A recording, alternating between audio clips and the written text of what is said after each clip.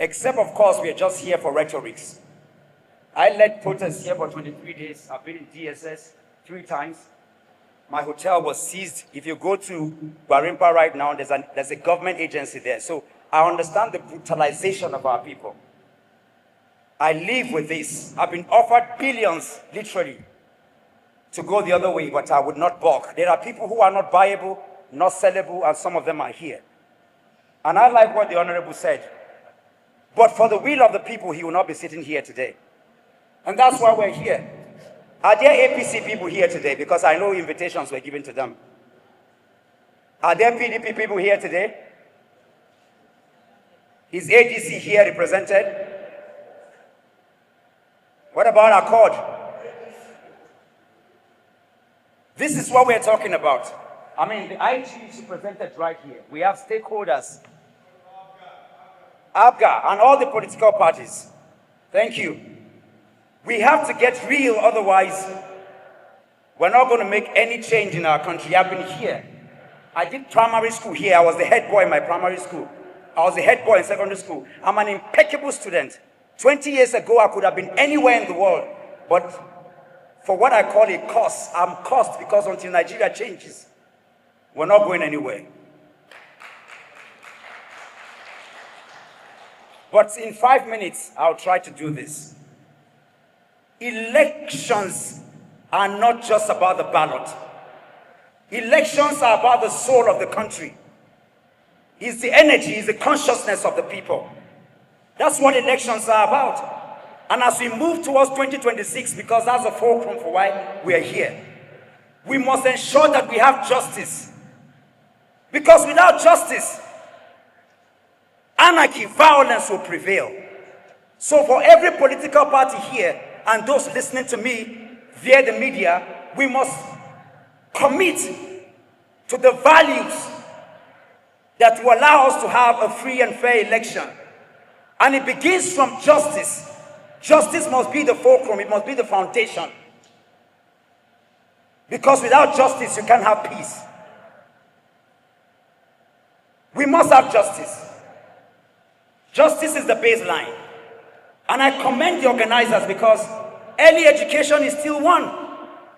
We must educate our people. We must raise the consciousness, the awareness of our people. We must get the people aware.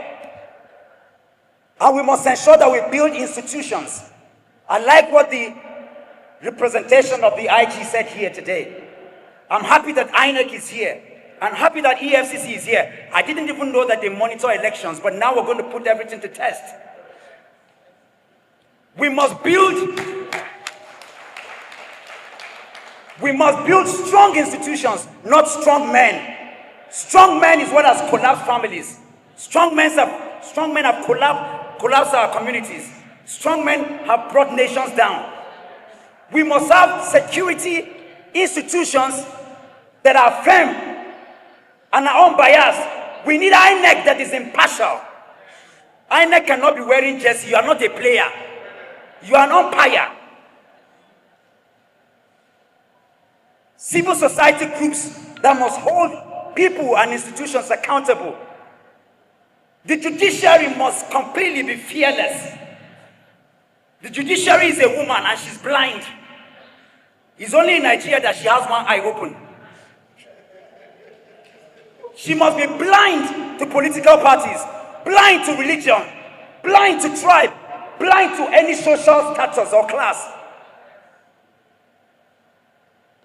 And we must engage. Like many of my colleagues have said here, the communities have to take over, the people have to take over the process.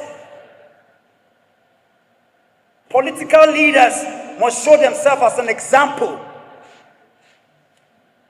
There must be an example. No blood of anybody is worthy of any politician's ambition.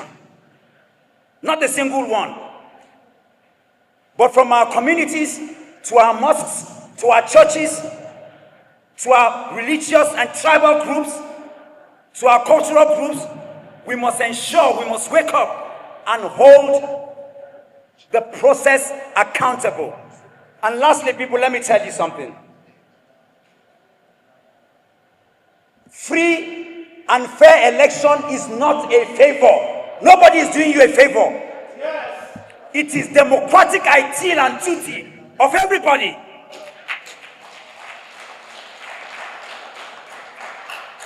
This is the only legacy we have to leave for our children.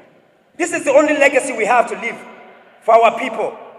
And so today I challenge you, INEC. I challenge you, police. I challenge you, mothers and fathers. I challenge every young person here. This is the only country we have. A new Nigeria is possible, but it's an illusion until Abuja changes, until Amak changes, until we change our land. A new Amak is possible. Free and fair election is possible. And we must hold every institution, every individual, every family, including ourselves, accountable and responsible for this new Nigeria that we must birth. And destroy nations. It is about ensuring that we have politicians who will become stakeholders and leaders to show and live and be example to the people, and also to ensure that the community take ownership of this process. That's the only time and only when we can have a peaceful elections, because again, peaceful election is not a favor. It is democratic responsibility and ideals that is required.